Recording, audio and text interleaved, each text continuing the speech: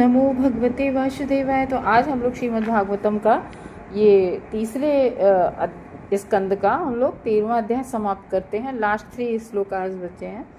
हम लोग देख रहे थे 12 भगवान किस तरीके से प्रकट होकर और उन्होंने पृथ्वी मैया, क्योंकि भगवान हरि हैं, उनका नाम हरि है, तो समस्त दुखों का हरण करने वाले हैं, सबके पालनहार हैं भगवान।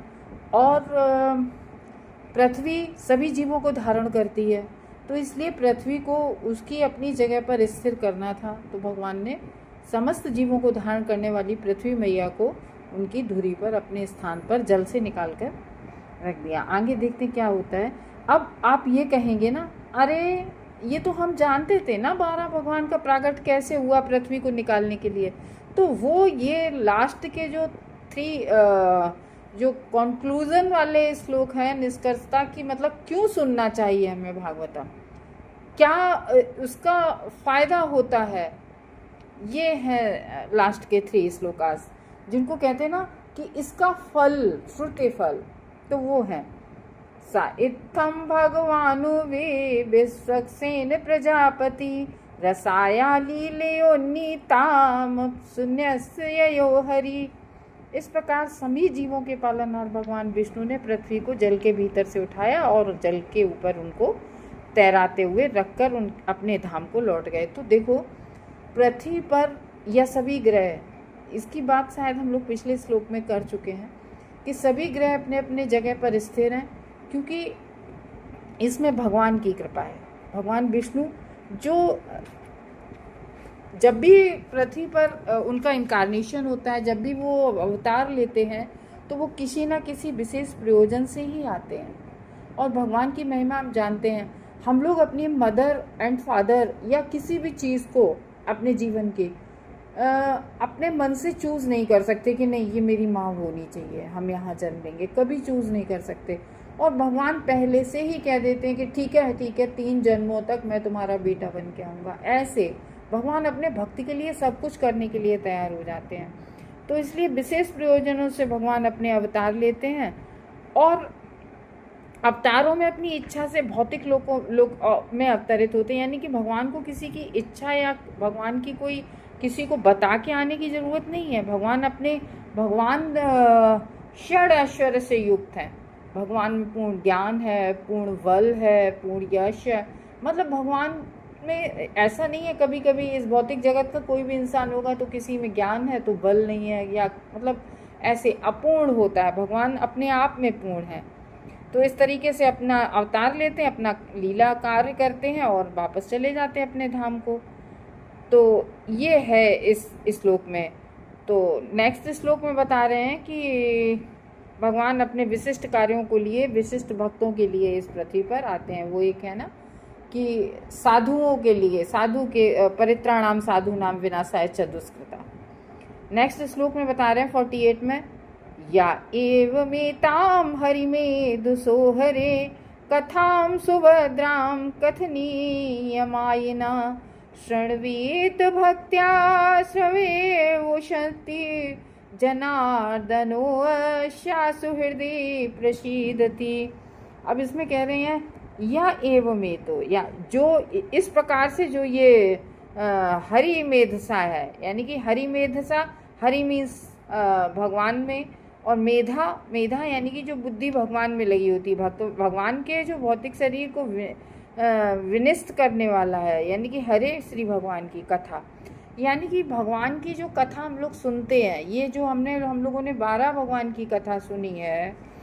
तो यदि कोई व्यक्ति 12 भगवान की ये बात कौन बता रहा है, वार्ता कहाँ चल रही है, मैत्रेय और विदुर में। मैत्रेय ऋषि इस प्रकार से विदुर को कह रहे हैं कि इस प्रकार से जो भी व्यक्ति, यदि कोई व्यक्ति भगवान 12 की शुभ एवं वर्णीय कथा को भक्तिभाव से सुनता है, तो जो भी व्यक्ति इस कथा को भक्तिभाव से सुनता है, शृण्वन्ति गायन्ति घृणन्ति, मतलब ये जो भगवान का नाम है, मतलब बहुत इसको सुनने से अपार जो कहते नहीं है कि सुख और आनंद प्राप्त होता है। तो भक्तिभाव से जो भी सुनता है या फिर सुनाता है, तो हर एक के हृदय के भीतर स्थित भगवान अत्यधिक प्रसन्न होते हैं। तो हम सबके भीतर परमात्मा रूप में भगवान स्थिर है ना। तो जो हम लोग सुनते हैं, बहुत अच्छी बात ये है कि अब हम खाना खाते हैं ना, ओवर ईटिंग नहीं कर पाते हैं। वो कहते बस पेट भर गया, और ज़रा सा भी अगर ओवर ईटिंग कर ली हमने तो बस पेट खराब, उल्टा अंदर से ही आने लगता है ना। कोई भी चीज़ ओवर हम नहीं कर सकते। बस श्रवणवंती, ये कान ऐसे हैं कि कानों से कभी कुछ नहीं कान उगलते। कितनी भी भगवान की कथा सुनो, भगवान अपने विविध अवतारों में प्रकट होते हैं, कार्य करते हैं, और अपने पीछे अपना इतिहास, वर्णनात्मक इतिहास छोड़ जाते हैं। सोचो भगवान कब 12 अवतार भगवान ने कब लिया था? प्रथम मनवंतर में, यानी कि मनु के समय में। फिर चौथस यानी कि 6वें मनवंतर में जब हिरण्यकश्यप पृथ्वी को ले गया था, तब हिरण्यकश्यप का वध करके भगवान ने पिछले मनवंतर में। तो वो इतिहास हम लोग आज भी सुन रहे हैं, तो वो किसको याद रहता है? नहीं याद रहता। कैसे हम लोगों को पता चला? उसके लिए भगवान ने व्यासदेव को भेजा, कि भगवान ने अपना अवतार व्यासदेव का भेजा, और व्यासदेव ने ये सारी भागवतम हम सभी के लिए लिखी, जो आज हम लोग सुन पा रहे हैं, हम लोग उसका आनंद उठा पा रहे हैं, हम लोग उसका हर तरह से लाभ उठा पा रहे हैं कि भगवान की। और हम सभी जानते हैं भगवान की भागवतम कथा सुनने का कितना श्रुति फल होता है। तो भगवान पीछे अपना इतिहास छोड़ जाते हैं, जो भी लीलाएं करते हैं भगवान अपनी। जो स्वयं श्री भगवान जितना ही दिव्य होता है, हम में से हर व्यक्ति कोई ना कोई अद्भुत कथा सुनने का इच्छुक रहता है। तो देखो, हम लोग कहते नहीं है कि हम सबके अंदर भगवान परमात्मा रूप में, और आध्यात्मिकता तो कोई किसी में कम, किसी में ज़्यादा, किसी में किसी तरह की, हर किसी व्यक्ति के अंदर स्पिरिचुअलिटी होती है थोड़ी। किंतु अधिकांश कथाएं ना तो, लेकिन वो अलग अलग तरह की होती हैं। वो व्यक्ति कभी कभी डिस्ट्रैक्ट भी हो जाता है। अब यहाँ पर बात आई तो बता दें कि जैसे अगर स्पिरिचुअलिटी, आध्यात्मिकता की बात आई, कि हमें हर प्रकार से केवल और केवल भगवान को खुश करना चाहिए। केवल और केवल जब हम कथा को व्यक्तियों को खुश करने के लिए करने लगते हैं, मैंने कि हम इस व्यक्ति को खुश कर देंगे, अच्छी से अच्छी भीड़ जुटा लेंगे, अच्छी कथा कह देंगे, तो ये व्यक्ति हमें खुश कर देगा, यानी कि हमें पैसे अधिक दे देगा। जो आजकल भागवतम, साप्ताहिक भागवतम हो रही हैं, और उनका बहुत अच्छा खासा खर्चा भी आता है। तो इस तरीके से, लेकिन कथा हमें हमेशा निःशुल्क, मतलब ऐसा नहीं है कि हमें कुछ लेके भगवान की कथा हम सुनाएं किसी को, तो वो उससे भगवान प्रसन्न नहीं होते हैं। तो ये है कि भगवान जो इतिहास, भगवान की लीला का जो हम लोग, भगवान ने जो लीलाएं की हैं उसका हम लोग जो श्रवण कर रहे हैं, तो उसमें हर कोई व्यक्ति सुनने के लिए तैयार रहता है, सुनना चाहता है भगवान की लीला कथाएं। किंतु अधिकांश कथाएं ना तो मंगलप्रद होती हैं, यानी कि अब यहाँ पर कौन अधिकांश, जो भौतिक जगत की हम लोग बातें करते हैं, अरे वो व्यक्ति था, उसने इतना धन कमाया, अरे वो व्यक्ति था, वो 4 गांवों का राजा, ये सब जो बातें हम लोग कहते हैं, जो भौतिक जगत के लोगों की कथाएं होती हैं, ना तो मंगलप्रद होती हैं और न सुनने के लायक होती हैं। क्यों? क्योंकि वे भौतिक प्रकृति के निम्न गुण वाली होती हैं ना। क्यों? देखो, क्योंकि हम जब भी भौतिक जगत की कोई ना कोई बात करते हैं, तो हम रजोगुण में होते हैं, तमोगुण में होते हैं, या सतोगुण में होते हैं। तो उसमें कोई, जैसे हम अब कभी किसी की बात करें, जैसे कभी कोई अपना बहुत अपने प्रिय की बात सुन रहे हैं, अपने कोई बहुत प्रिय है हमारा, तो हम उसमें मोह में पड़ जाते हैं, ये भी बात है। और कभी कभी कोई किसी को, कोई अपने को परेशानी है कोई, तो हम शोक में भी पड़ जाते हैं। कभी कभी ऐसी बात हो जाती है हम भय में भी पड़ जाते हैं। तो ये भौतिक जगत की वार्ता में सतोगुण, रजोगुण, तमोगुण तो होता ही होता है कहीं ना कहीं। शोक, मोह, भय, ये सब होते हैं जब हम भौतिक जगत की बातें करते हैं, सुनते हैं। तो ये भौतिक प्रकृति के निम्न गुण वाली होती हैं भौतिक जगत की बातें। लेकिन भगवान की जो हम श्रवण करते हैं, वो हमें, आप कभी भी देखना कि आपने कभी भी कोई भगवान की जो भगवान की शुद्ध भक्त से कथा सुनी होगी, तो वो कथा आपको अपने आप जो शांति प्रदान करती है, वो चीज़, कोई चीज़ शांति प्रदान नहीं करती है। भगवान की कथा शांति देती है। प्रत्येक जीव, क्योंकि हमारे अंदर जो परमात्मा बैठा है वो संतुष्ट है, तो हम लोग ऑटोमेटिक संतुष्ट हो जाएंगे। तो प्रत्येक जीव उत्कृष्ट गुण वाला अर्थात आत्मा है, और कोई भी भौतिक वस्तु उसके लिए शुभ नहीं है। हम सबके अंदर आत्मा है और आत्मा हमेशा आध्यात्मिक होती है। तो उस भगवान के अतिरिक्त कोई भी बात शुभ नहीं है। इसलिए बुद्धिमान लोगों को भगवान की विवरणात्मक दृष्टांत स्वयं को सुनने चाहिए और अन्यों के लिए प्रेरित करो कि देखो भगवत कथा सुना करो, ये फालतू की बातों में समय बर्बाद नहीं किया करो। अगर कोई आपके सामने आके वो कहते नहीं है कि गांव और मोहल्ले की वार्ता करने लगे तो कहो नहीं, भगवान की वार्ता करो, क्योंकि इसमें भौतिक अस्तित्व का ताप विनिष्ट हो जाता है। क्योंकि भगवान की जब हम कथा सुनते हैं तो जो भौतिक ताप होते हैं वो विनिष्ट हो जाते हैं। भगवान ही अपनी एकमात्र ऐसी है जो अपनी अहेतु की कृपा यानी कि बिना किसी कारण के अपने भक्तों पर कृपा करते हैं, इस पृथ्वी पर आते हैं और अपनी कृपामय कार्यकलापों को पीछे छोड़ जाते हैं, जिससे कि भक्तगण दिव्य लाभ। तो भगवान ने कभी न कभी 12 कथा करी, लीला करी और आज हम लोग उसका लाभ उठा रहे हैं, उसको सुनकर आनंद प्राप्त कर रहे हैं। 49 में कह रहे हैं, तस्मिन् प्रसन्ने सकलाशिषां प्रभो किम दुर्लभम ताविरलभात्मा भी। तो अब यहाँ कह रहे हैं कि पूरा श्लोक कर लें हम लोग। तस्मिन् प्रसन्ने सकलाशिषां प्रभु किम दुर्लभम ताविरलम लभात्मा भी अनन्य दृष्ट्या भजताम गुहास्य स्वयं विद्यते स्वगति परः पराम। तो जब पूर्ण पुरुषोत्तम भगवान किसी पर प्रसन्न हो जाएं, सुन लो, बहुत ही अच्छी बात है। अगर भगवान, सोचो अब क्या है ऊपर के श्लोकों में कि भगवान की कथा हम सुनते हैं तो भगवान प्रसन्न होते हैं।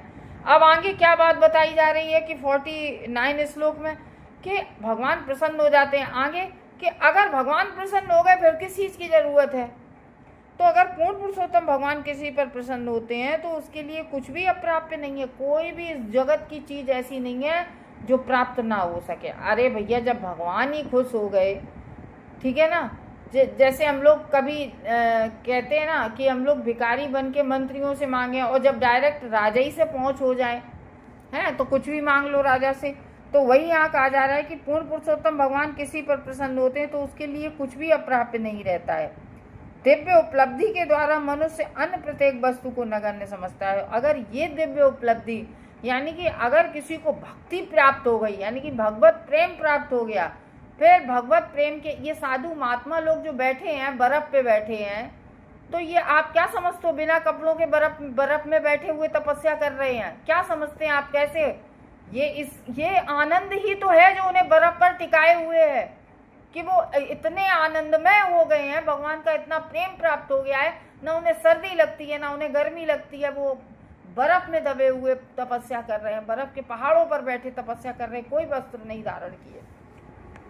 तो ये भगवान के इतना अथाह प्रेम है, उन्हें भगवान को मिल गया है कि अब उन्हें उसके आगे इस भौतिक जगत की कोई भी चीज़, कुछ भी चीज़ बेकार लगती है। तो ये नगण्य समझता है। जो व्यक्ति दिव्य प्रेममयी सेवा में अपने आप को लगाता है वह हर व्यक्ति के हृदय में स्थित श्री भगवान के द्वारा सर्वोच्च पूर्ण अवस्था तक ऊपर उठा दिया गया। तो ये भगवान, जब हम दिव्य प्रेमा भक्ति में लगते हैं और भगवान भी देख लेते हैं कि ये भक्त हमारा दिव्य प्रेमा भक्ति में लगा, ये वाकई में हमारे पास आना चाहता है, तो भगवान उसे रास्ता दिखा देते हैं और फिर वो उसका ऊपर पूर्ण अवस्था तक उसका लाभ उठाता है। क्योंकि जैसा कि भगवत गीता के 10.10 में कहा गया है, यानी कि 10वें स्कंद के उसमें भगवत गीता के 10वें अध्याय का 10वां श्लोक है। श्री भगवान के शुद्ध भक्तों को बुद्धि प्रदान करते हैं भगवान अपने भक्तों को, जिससे वे सर्वोच्च सिद्धि की अवस्था तक भक्त ऊपर उठाए जा सकते हैं। भगवान ही ज्ञान देते हैं कि अब ऐसा करो, अब ऐसे चलो, अब ऐसे करो। ये भगवान ही चेतना में डाल के वो करते हैं, हम लोगों को बताते हैं। यहाँ पर इस बात की पुष्टि की गई है, श्री भगवान की प्रेममयी सेवा में निरंतर लगे रहने वाले शुद्ध भक्त को यह समस्त ज्ञान प्रदान किया जाता है जो पूर्ण पुरुषोत्तम भगवान तक पहुँचने हेतु आवश्यक है। ऐसे भक्त के लिए भगवान की सेवा के अतिरिक्त कोई दूसरा फल प्राप्त करने योग्य नहीं होता है। तो यदि कोई व्यक्ति श्रद्धा पूर्वक भगवान की सेवा करता है तो उसे कभी भी निराशा प्राप्त नहीं होती है और उसका भार स्वयं भगवान अपने ऊपर ले लेते हैं हर तरह का। भगवान तो हर एक, हम सबके हृदय में विराजमान रहते हैं, तो भगवान सबके हृदय की बात जानते हैं। जो भगवान का भक्त होता है, भगवान उसकी सारी समस्याएं, सारी प्रॉब्लम अपने ऊपर ले लेते हैं। और भौतिक लाभ पाने हेतु भी उत्सुक अगर रहता है तो उसे भौतिक लाभ भी भगवान देते हैं। अगर कोई तो ये सर्वोच्च पूर्ण अवस्था इसलिए प्राप्त नहीं कर सकता है अगर भौतिक जगत का कोई व्यक्ति है, क्योंकि उसका आशय केवल भगवान को प्रेम प्राप्त करना नहीं होता है, भौतिक जगत की वस्तुएं प्राप्त करना होता है। लास्ट में बता रहे हैं 50वें में, ये आखिरी श्लोक है इस अध्याय का। को नाम लोके पुरुषार्थ सारवेद पुरा कथा नाम भगवत कथा सुधाम आपीय कर्णांजलि विवाह महो विरजेद बिना नरेतरम। तो यहाँ पर रहता है को नाम लोके, लोक मीन्स जगत में, को नाम कौन ऐसा व्यक्ति है। हम लोग ऐसे भौतिक जगत में बातों में करने लगते हैं, ऐसा कौन व्यक्ति हो सकता है, तो वैसे कि ऐसा कौन हो सकता है जो मनुष्य नहीं है, उसके अतिरिक्त ऐसा कौन सा जीव है जो इस जगत में विद्यमान हो और जीवन में चरम लक्ष्य के प्रति रुचि न रखता हो। तो कौन सा ऐसा व्यक्ति है जो जीवन का चरम लक्ष्य प्राप्त ना करना चाहता हो। भला कौन ऐसा व्यक्ति हो सकता है जो भगवान के कार्यों से संबंधित उन कथाओं के अमृत से मुख मोड़ सके। कौन होगा ऐसा जो भगवान की कथा से मुख मोड़ेगा, जो मनुष्य को समस्त भौतिक तापों से, जो कथा मनुष्य को सारे भौतिक तापों से उबार लेती है, तो वो कथा कौन ऐसा व्यक्ति पागल होगा जो नहीं सुनेगा। श्री भगवान के कार्यों की कथा अमृत के सतत प्रवाह के तुल्य है, यानी कि अमृत है, भगवान की कथा अमृत के तुल्य है, जो जीवन के हर चीज, हर सुख, हर चीज प्रदान करती है। तो ऐसे अमृत को पीने से कौन नकार सकता है। भागवतम के लिए पहले भी निगम कल्प तरोर गलितम फलम सुख मकाद अमृत द्रव्य संयतम पेबत भागवतम रसमालयम मुहुरो रसिका भो विभाविका। तो कोई हर मनुष्य के लिए भगवत भक्ति जीव का सर्वोच्च लक्ष्य है, और ऐसी भक्तिमय सेवा भगवान के दिव्य कार्यों को श्रवण करने से ही शुरू होती है। भक्ति कहाँ से शुरू होती है, जब हम भगवान के बारे में सुनते रहते तब भक्ति हमें आती है। केवल पशु या ऐसा मनुष्य जो आचरण पशुप्राय है, भगवान का संदेश सुनने में रुचि लेने से इनकार करेगा। संसार में कथाओं तथा इतिहासों को अनेक ग्रंथ हैं, किंतु भगवान की कथाओं के कथाओं को छोड़कर उनमें कोई भवताप से, मतलब कहने का ये मतलब है कि कितनी कथाएं हैं, वो सब किताबें लिखी जाती हैं, उपन्यास भी लिखे जाते हैं, ये सब चीज़ें हमें, या भौतिक जगत की पढ़ाई ले लो, साइंटिस्ट पढ़ता है, डॉक्टर बन, लेकिन ये सब चीज़ें भौतिक जगत से हमें नहीं पार करा सकती हैं। भौतिक जगत से हमें भागवतम, भगवत गीता, भगवान का नाम यही प्राप्त करा सकती है। तो इस प्रकार श्रीमद् भागवतम के तृतीय स्कंद के अंतर्गत 12 भगवान के प्रागट्य नामक 13वें अध्याय का भक्ति वेदांत तात्पर्य पूरा हुआ। तो इस तरीके से अब नेक्स्ट अध्याय हम लोग देखेंगे कि संध्या समय दिति का गर्भ धारण कैसे हुआ, क्योंकि तभी तो हिरण्यकश्यप को भगवान ने जो 6वें मनवंतर में मारा था, तो वो हिरण्यकश्यप कैसे पैदा हुआ, ये आगे के उसमें हम लोग अध्याय में पढ़ेंगे। हरे कृष्णा।